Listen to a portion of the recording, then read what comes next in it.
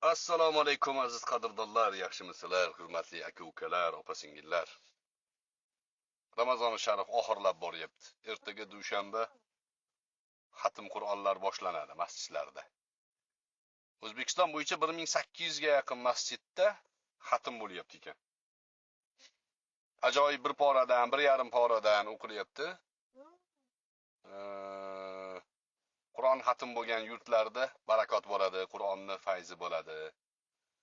Alloh taolo bu barakotni, bu fayzni bardavom qilsin. Qorilarimizni umri uzoq bo'lsin. Xatmga o'tayotgan barcha qorilarni Alloh zehnini quvvatlantirsin, Qur'onga xodim qilsin. Imomlarimizni ham Alloh umrini uzoq qilsin. Xalqimizni Ramazon sharifda ko'p xayriyalarida bosh-qosh bo'lib turishibdi. Shaxsan prezident janoblarining o'zlari juda katta miqdorda kam ta'minlangan oilalar uchun Ramazon hadiyasi sifatida mablag' ajratgan, shuni imomlarimiz joy-joylariga yetkazishyapti. Umrlari uzoq bo'lsin. Xo'p, bir tarixda bo'lgan hodisa va inson psixologiyasiga tegishli bir mavzuni o'rtoqlashmoqchiman sizlar bilan. Bu mavzu hasadga tegishli mavzu. Hasad, adovat, turli shunga o'xshagan narsalarga, qalb kasalliklariga tegishli mavzu. Bilamiz, tarixda payg'ambar alayhissalatu vassalomga misli ko'rilmagan tuhmatlar qilingan. Payg'ambar alayhissalom o'ta fasohatli inson bo'lganlar. U zotning bitta sifatlari Jami'ul Kalim. Payg'ambarimizning bitta sifatlari Jami'ul Kalim. Nima degani? Ozgina kalimani so'zlab juda ko'p ma'nolarni ifoda qila bilganlar.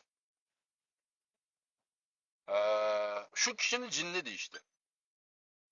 Shu kishini jinni deyishdi.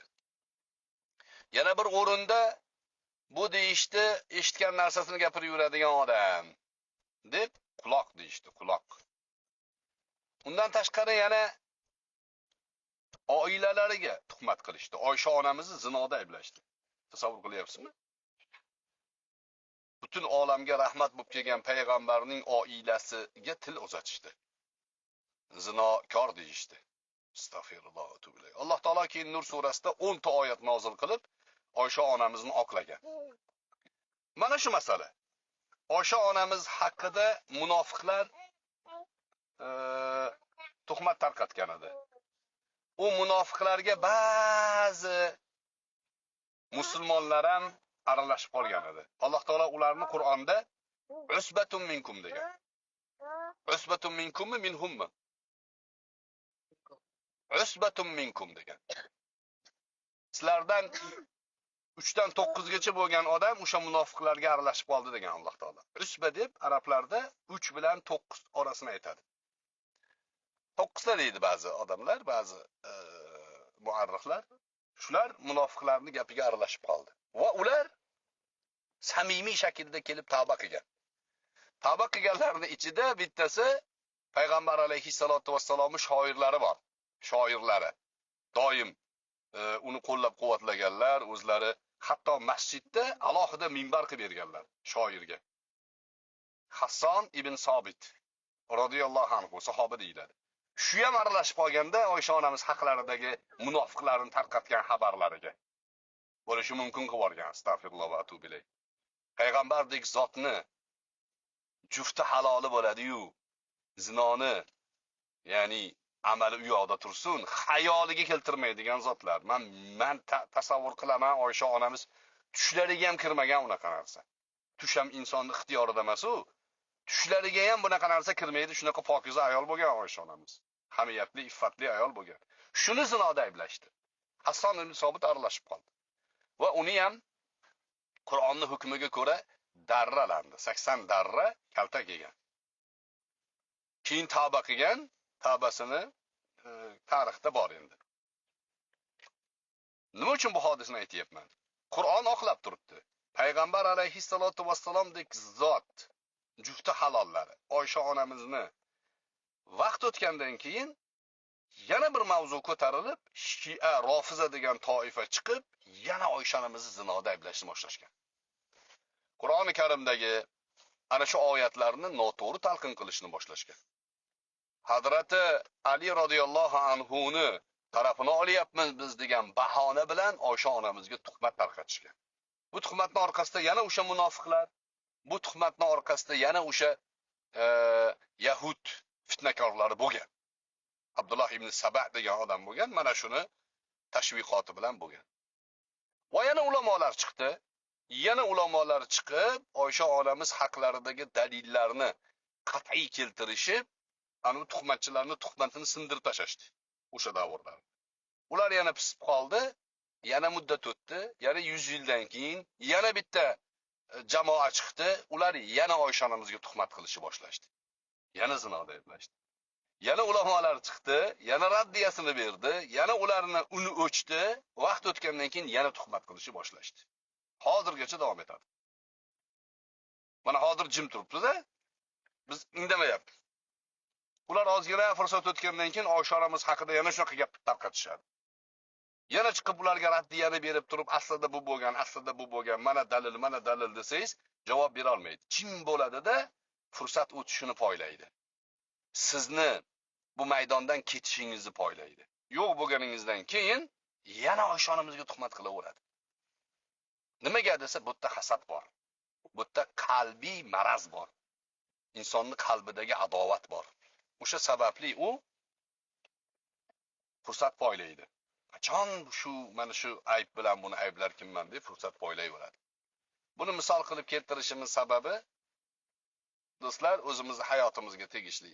Masalan, mustaqillik bo'lgan davrlarda Shayx Muhammad Sodiq Muhammad Yusuf rahimahulloh musulmonlar uchun, o'zbek xalqi uchun, nafaqat musulmon xalqi uchun, hatto chechenlar uchun ham juda katta xizmat qilganlar. Hatto Afg'ondagi asir yotgan musulmon, o'zbek, tojik, qirg'iz, qozoq, turkman bir qancha asirlarni, 300 dan oshiq asirlarni qaytib olib kelishlikda katta tashabbus qilgan. Shu zotni Qur'on sotdi bu deb tuhmat qilishdi. E'tibor berib turing shu gapga. Shayx Muhammad Sodiq Muhammad Yusuf rahimahullohni Qur'on sotdi bu. Vaqfga kelgan Qur'onni tarqatish kerak edi. U vaqfni pulini o'zlashtirib Qur'onni tekinga bo'lgan Qur'onni 50 so'mdan sotdi deb hazratga tuhmat qilishgan. Tuhmat qilganlarni boshida o to'lqin degani bo'lardi. Yo'q, izi ham yo'q ketdi. Qabri ham yo'q menimcha shuni. Va boshqalari bor. Bir kishini Qozog'istondan kelgan bittasi, ko'rsangiz aksariyati shunaqangi Alloh o'zi mukarram qilgan insonda, lekin shunaqa pis mohovlar. Rangidan kul yo'g'adigan odamlar. Hammasi hazratga yopishishgan. Keyin nima bo'lgan? Qurultoy chaqirilgan. Qurultoyda aynan Qur'onni vaqf qilgan odamlar kelgan. Ularning qog'ozlari, ularning hujjatlari. Hazrat rahimahulloh bir tiyin pulga xiyonat qilmaganliklarini %100 isbotlaganlar. Isbotlab bo'lib, vaqfni qoidasi bor. Mana vaqfni bunga yo'naltirilganda, vaqf egasi buni o'zgartirdi. O'sha bo'yicha men buni tasavvur qildim.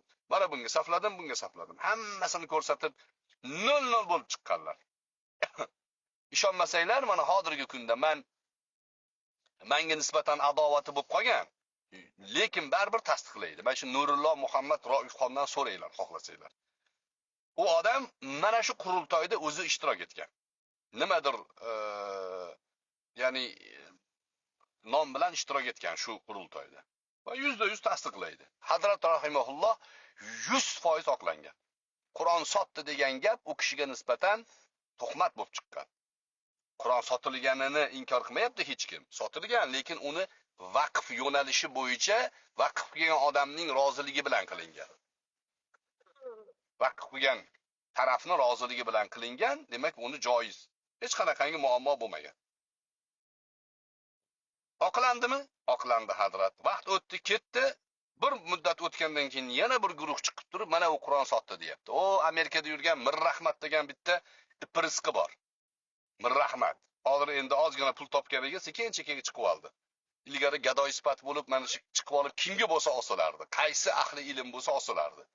O'zbekistondagi diniy idorani dinsiz idora deb aytardi. Iprisqi odam o'ta ketgan. Yoqmay turing, Muhammad Sodiq. Qani mikrofon qochib ketib qoladi. Hop, Перейди камера на полосу. ko'rdingizmi? Hop, ovoz boryaptimi ishqilib? Vaqt o'tdi, yana Hazratga nisbatan shunaqangi tuhmatlarni ko'tarishdi. Bu Qur'on sotgan deyishdi. Va isbotlangan. Qur'on sotmaganliklari, sotgan bo'lsalar ham vaqf yo'liga ishlatilgan. 100% Hazrat oppoq bo'lib chiqqan. Yana tuhmat. Vaqt o'tdi ketdi, endi anu Kamol yo'ldosh degani bir kun chiqib aytayapti yana, bu deydi, shayx deydi, Qur'on sotgan deydi. Bularda ana shunaqa munofiqlik, hasad, qalbiy adovat, maraz bor. O'sha marazi tufayli bular payt poylashadiki, odamlarni iloji boricha o'sha xalqi ichida e'tiborli bo'lgan, xalqni muhabbatiga erishgan odamlarni ya'ni mana shunga o'xshagan tuhmatlar bilan ayblashga harakat qilishadi. Ularni orzusi qani edi xato topilsa edi, qani edi shu qoqilsa edi degan harakatda yurishadi. Abu Hurayra radhiyallohu anhu haqida bitta ajoyib narsa bor, aytib beray shuni. Abu Hurayra radhiyallohu anhu payg'ambar alayhissalatu vasallamdan ko'p duo olganlar. Bitta duolari shu. Men hadislarni esdan chiqarib qo'yapman. Shunga duo qiling, esdan chiqarmang degan payg'ambar alayhissalom duo qilganlar, ba'zi tasarruflarni qilganlar. O'sha Abu Hurayra shu duo tasarruflaridan keyin vallohi hech bitta hadisni esdan chiqarmadim degan. Bitta duolari. Ikkinchi duolari onalari haqida duo olganlar, onalari iymonga kelgan. Butun Madina ahli Abu Hurayra desa onasi bilan juda muomalasi zo'rda deb havas qilgan. Abu Hurayradan o'rgan, ona bilan muomala qilishi deydigan darajaga chiqqan. Butun Madina eng saodatli insonlar. Onasi uchun, onasi bilan sile rahmni shunaqa go'zal qilganiga Abu Hurayraning umri uzoq bo'ldi. Ya'ni ma'naviy ma'noda umri uzoq bo'ldi. Hozirga qadar Abu Hurayra deysa radhiyallohu anhu deyiladi. Yana bitta zo'r duolari bor. Bu sizga bizga o'lchov. Allohim Abu Hurayrani mo'min yaxshi ko'rsin dedilar. Mo'min odam Abu Hurayrani yaxshi ko'radi. Abu Hurayra degan hayolingizga gap yoki kimdir sizga Abu Hurayra desa, qalbingizda muhabbat bormi? Muhabbat uyg'onyaptimi? Biling siz mo'minsiz. Abu Hurayra radhiyallohu anhu ni mo'min yaxshi ko'radi. Hadis bu. Endi teskarisi buni nima bo'ladi? Abu Hurayrani kofir yomon ko'radi. Munofiq yomon ko'radi. Endi sizlarga mana shu mezon bo'yicha anu Bahrom Bakirovga savol beringlar. Abu Hurayra qanaqa odam deylar? Yoki uni videolarida Abu Hurayra haqlarida gapirgan gapiga qaranglar. Bobomurod Abdullani Abu Hurayra haqlarida gapirgan gapiga qaranglar. Kamol Yo'ldoshning Abu Hurayra radhiyallohu anhu haqlarida gapirgan gaplariga qaranglar. O'lchovni o'zingizlar berasizlar. Hop, o'zimizda kecha futbolimiz bo'ldi. Yomon qiziq bo'ldi lekin. Qaynoq bo'ldi deyin. Yonda hamma o'yinchi oxirgi 10 daqiqada. Umumiy hisobda teng bo'lib qoldik. Ikkita ko'p berganimiz sababli 2-0 ga yutqazdik endi. Endi yutqazish ham tan olish kerak. F-River jamoasiga tashakkur. Biroz ozgina qiziqqonlik bo'ldi. Futbol shunaqa o'zi. Keyin o'rniga tushib ketdi deb o'ylayman. Yaxshi bo'ldi. Xo'p. Yana ba'zi mavzularni sizlar bilan o'rtoqlashay desam, xabarlar kelib turibdi, lekin tasdig'ini topganda yana alohida ta'kidlaymiz. Tabib masalasini tabib chiqib olib meni hech kim qamamadi degan gapi sizlarni chalg'itmasin. Ozarbayjondan ketiga tepib haydashgan buni. Bor yo'qol deyishgan. Bu yoqqa kelib olib, endi u xorijiy fuqaro, O'zbekiston fuqarosi bo'lganligi uchun qamamagan, olib borib so'roq savol qilib, menimcha tepib olishgan, bor yo'qol deb. Undan tashqari, hop, Furqat tumanidagi direktor ayol to'g'risida jiddiy tekshiruv boshlangan. Meni bilishimcha, endi buni tasdiqlaganda yana alohida aytamiz. 219 million so'm kamoma chiqqan. Maktabda 6 dona maktab o'qituvchiga berildi degan qog'ozlar topilgan. to'rtta o'qituvchiman, bir tiyin pul olmaganman degan. Xullas mana shuni to'poloni bo'lib turibdi. 167 bilan statga qo'yib, u farroshni, astag'firullah, farrosh deyishim. Farroshlar meni ma'zur ko'rasizlar. Qo'shtirnoq ichidagi farrosh deylik. Bu direktorni jiddiy tekshiruvi ketyapti. Endi o'sha 219 million so'm meni taxminim, shaxsiy qarashim, bunga kimgadir ayblash ma'nosida emas, 219 million so'm maktabda yo'q, kamomat chiqyapti. Shu kamomatni chiqadigan payti bu direktorni boshida sud, advokatlar, blogerlarni jalb qilish paytlariga to'g'ri kelyapti. Nima demoqchi bo'lganimni tushundinglarmi? 219 million. Esinglarda bo'lsa, Qo'qon o'sha ma'muriy sudiga 10 milliard so'm da'vo arizasi kiritgan edi bu direktor. 10 milliard so'm. Tasavvur qilyapsizmi? 10 milliard degani 1 million dollar degani taxminan. Agar bu 1 million dollar undirsa, bu blogerlar quruq qoladi deb o'ylaysizmi, ha? Sudkin rad qilardi uni. Bordi, damini oldi bordi. Xullas 10 milliard so'm uxladi xullas. Uni eplogani yo'q. Lekin bu yoqda 219 million so'm kamomat chiqyapti ekan.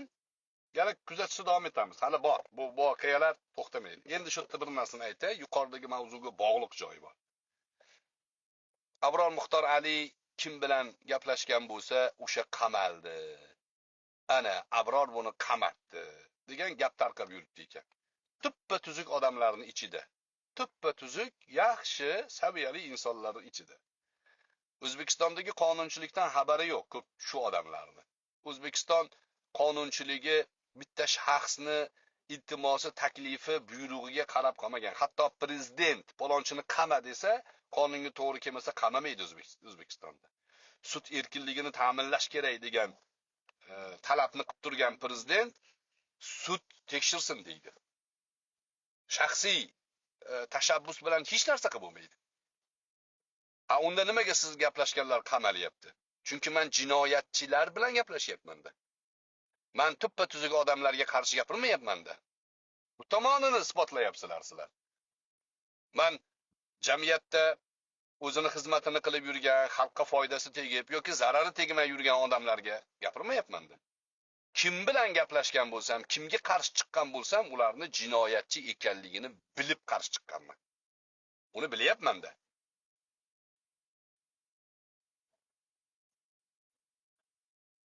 Sanab chiqing orqada. Jakoy ibn Tezak jinoyatchi edi. Qarshi chiqdik. Nima bo'ldi? Qamaldi. Miraziz Bozorov jinoyatchi edi. Bizni xalqimizni, qadriyatimizni oyoq osti qilishga uringan edi. Unga qarshi gapirdik, keskin gapirdik. Nima bo'ldi? Panobi tortildi. Chunki qonun ishlash kerak-da bu yerda. Qonunga xilof ish qilayotgan odamga qarshi gapirsangiz, uni qonun qamasa, siz qamatgan bo'lmaysiz. Bu o'sha munofiqlarning tabiatida qolib ketgan narsa bu, qoldiq bu. Shu Abror shunaqa bo'lish kerak. Mana shunaqa qilib terpila deb uni anaqa qilishimiz kerak. Fozil Xo'ja qamaldi. To'polon qilib, janjal qilib, ahli ilmlarga sakrab, muftiylarni, imomlarni har xil formada lagan qilib ko'rsatib, montajlarni qilib yurdi, qamaldi. Abror qamatdi deyishdi.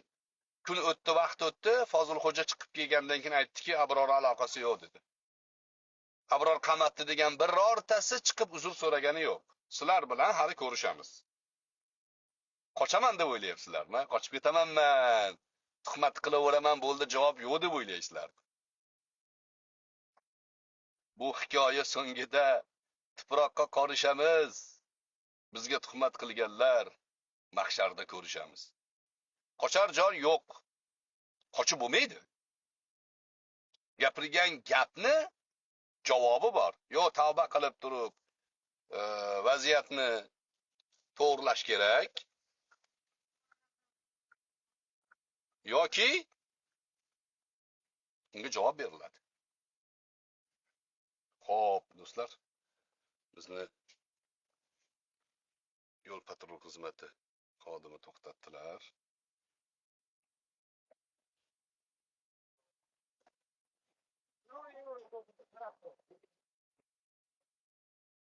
Assalomu alaykum, yaxshimisiz, hormaylar? Salomat. Siz missizlar? Rahmat. Assalomu alaykum, hormaylar, yaxshimisizlar? O'zinglar yaxshimisizlar? Yaxshi, Ramazonlarda charchamay turibsizlarmi? Sog' bo'linglar, yaxshi ishlaylar. Xo'p, sog' bo'linglar, o'zinglar maktab qilinglar. Dokument tekshirish uchun to'xtatishibdi. Qonun buzmayman, alhamdulillah harakat qilaman qonun buzmaslikka. Va meni ko'rishib, dokumentim joyidagini ko'pchilik biladi, o'shanga qo'yib yuborishdi. Tanish bilishlik yo'q, do'stlar. Xo'p. Yangi xodimlari mana Ramazonda ayniqsa juda ko'p probka bo'lib qoladi. Shular yo'lni u yoq bu yoqqa qarashib, to'g'rilab turishibdi. Umrlari uzoq bo'lsin. Yuzlari yorug' bo'lsin. Xo'p. Nima deyatdik? Demak, shu qachon xato qilarkan, qachon buni biz shunaqa aybini toparkanmiz deb harakat qilayotganlar. Munofiqlik tabiati bor shu odamlarda. Fozilxo'ja chiqib aytdi o'zi. Yo, Abror Muxtor Alini aloqasi yo'q dedi. Meni boshqa odam ustimdan yozgan dedi. Uzr so'ragani yo'q chiqib. Abror qamatmagan ekan. Ariza yozgan deb chiqishdi tuhmat qilishib. Hozirgacha qaytarishadi. Isboti mana, hatto Fozilxo'ja chiqib turib, yo'q, meni qamatmadi degandan keyin ham vaqt o'tkazib, fursat o'tkazib nima deyishyapti endi? Abror qamatgan deyishyapti. O'sha munofiqlarni Oysha onamizga qilgan tuhmatlarini tabiatidagi odamlar bular. O'shaning uchun misol keltirdim. Men e'tibor bersanglar, doim shunaqa suhbatlarda tarixda bo'lgan voqealardan ba'zi misollarni keltirib, keyin shuni ustiga bugungi hodisalarni quraman. E'tibor bergan bo'lsanglar, shu tomonlari bor. Siz ibrat oling. Siz qaysi tarafdasiz? Oysha onamizni zinoda ayblagan munofiqlar tarafdamisiz? Yoki Oysha onamizni oqlagandan keyin tan olib, Oysha onamiz pokiza ayol deganlar tarafdamisiz? Mana shu ikkita saf to qiyomatgacha nomlar o'zgarar, vaqtlar o'zgarar, lekin bu saf o'zgarmaydi. Mana shu ikkita saf doim ketadi. Esdan chiqarmang shuni.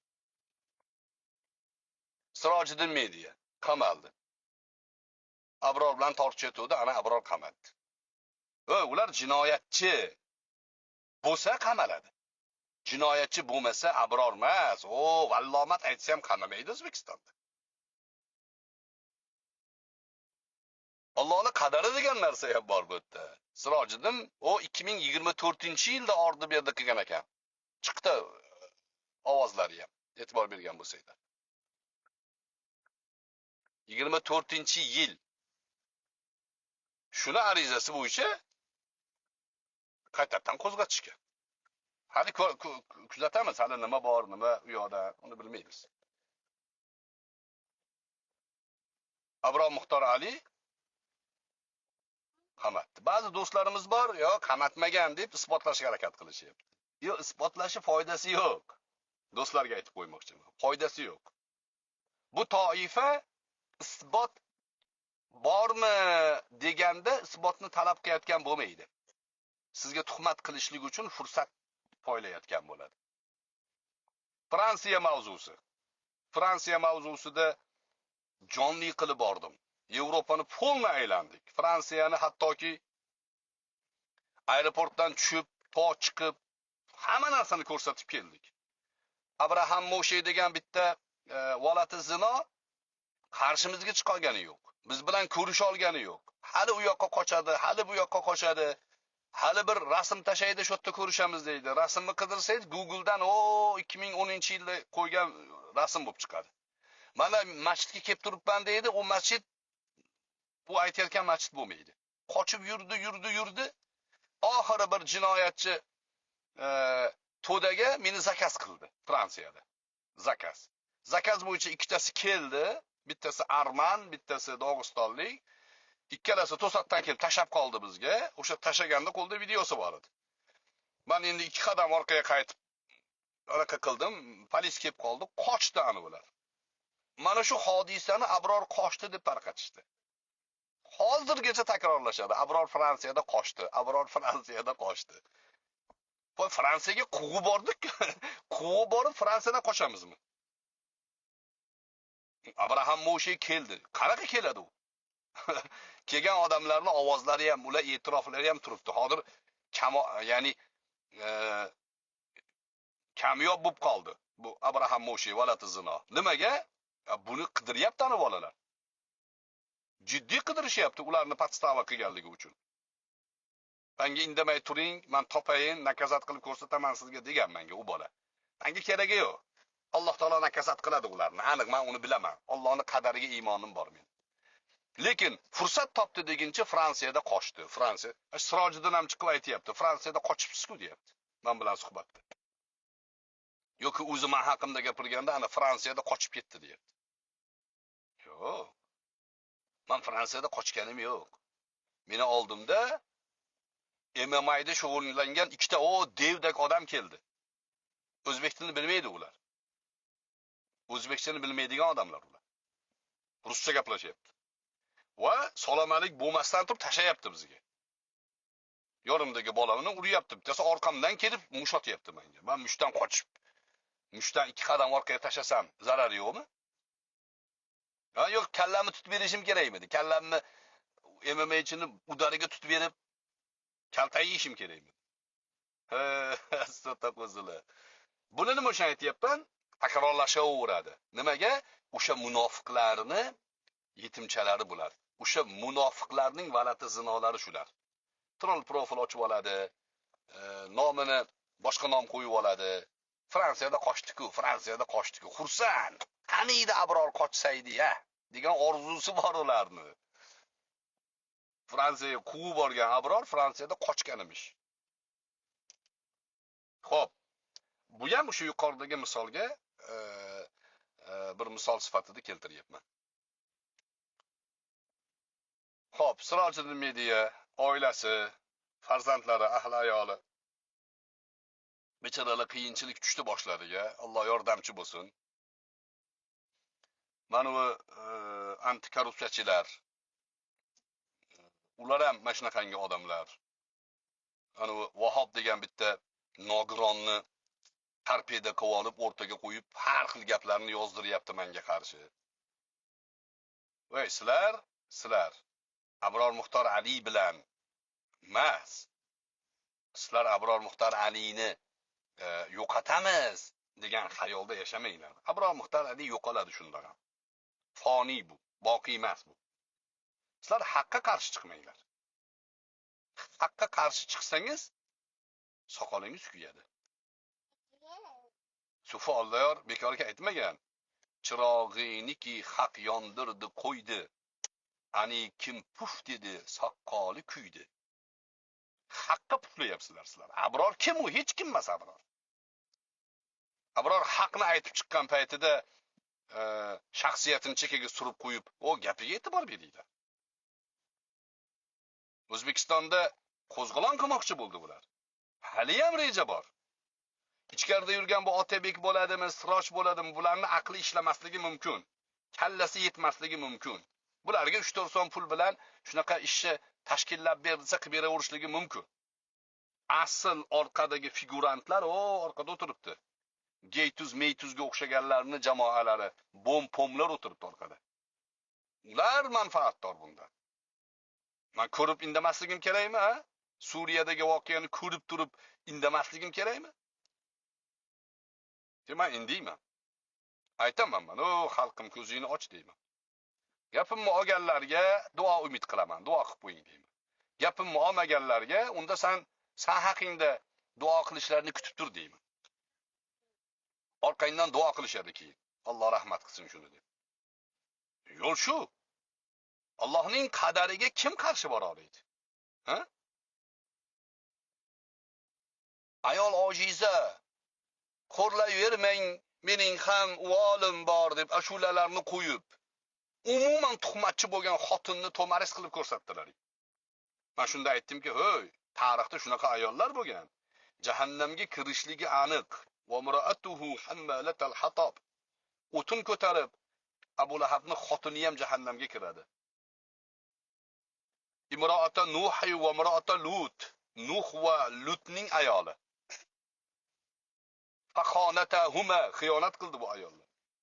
Hamza radhiyallohu anhuning jigarini chaynagan Hind binti Utba keyin sahoba bo'ldi radhiyallohu anha. Tavba qilgan, lekin ayolni vahshiy bo'ladi.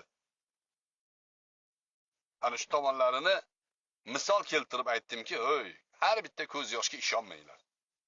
Mening ham uvolim bor. Uvol bo'lmay o'llaring sanlar. Sanlar uvol bo'lib ketlaring iloya. O'sha paytda ham uvol bo'lib ketganlaringda edi, shuncha xalqning ichida nomusga qo'ymasdilar." Tabib haqida ham shuni aytdim men. Tabib ham to'g'ri yo'lda emas, do'stlar. Mana meni aytdi deysiz. Meni umrim yetadimi yo'q bilmayman. Mabodo yetsa, men nima degandim deb bir marta video qilishim mumkin. Agar umrim yetmasa, sizlar ko'rasizlar. Ko'rasizlar. Bu tavba qilmasa xor bo'ladi. Shunaqa xor bo'ladiki bu. Mana shu qibol, mashinnik. Bu payg'ambar alayhissalatu vassalomga nozil bo'lgan dinga qarshi ketyapti. Bu yomon narsa bu. Allohga qarshi yuriyapti u. Allohning nomidan foydalanib. Mendan emas, Allohdan shifo. Biz aldanaylikmi, ha? Va Alloh deyaptiki deyaylikmi? Qur'on bizni ogohlantirgan. Vala yag'urrannakum billahil g'arur degan. G'arurmi? Vala yag'urrannakum billahil g'arur. G'ururmi? G'arur. Allohning nomi bilan aldashadi. Allohning nomini qo'shishadi. Alloh ko'rib turibdi, Alloh shifo beradi. Aldanayligimi? Qur'on aldanma deyapti. Allohning nomini aytgan har bitta mashinnikka aldanma deyapti. Ulardan men sizlarni ogohlantiryapman. Yana qaytib aytaman, abror hech narsa emas, foniy. O'tib ketadi. Meni borligim ham, yo'qligim ham nimanidir ifoda qilmaydi. Lekin fursat g'animat bilib sizlarga ko'rgan bilgan narsalarimdan, xavflardan ogohlantiryapman. Qabul qilsangiz, foydasini ko'rsangiz, duo qiling haqqimga. Farzandlarimning haqqiga duo qiling. Qabul qilmasangiz, meni haqorat qilib tuhmat qilayotgan bo'lsangiz, kuting, siz haqqingizda duo qilamiz yaqinda. Alloh najot bersin deb. O'zingizlarni ehtiyot qilinglar. Assalomu alaykum va rahmatullohi taala va barakatuh. Biz bugun Muhammad Abrorni olganmiz. Har doim qizlaringizni ko'rsataverasiz, o'g'illaringizni ko'rsatmaysiz dedi. Mana meni mujik o'g'illarim. Bunisi Muhammad Sodiq. Qani. Manisi Muhammad Zaki. Mana bunisi Datta. Bu Muhammad Abror. Sora qizim buni ko'rsa, Abror Muxtar Ali keldi deb qo'yadi. Qani Muhammad Nur? Muhammad Nur ko'rinishga qiynalyapti chunki sochlari ajoyib bo'lib qolgan.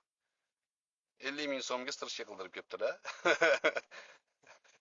Sartaroshlarning ham umri uzoq bo'lsin. Boplab stirishga qilib endi olib tashlaymiz. Qanimda ko'rsating sochingizni? Ko'rsatingchi, bunday ko'rsatingchi. Zo'r. Hop. O'zingizlarni ehtiyot qilinglar, yana diydorlashamiz. Assalomu alaykum.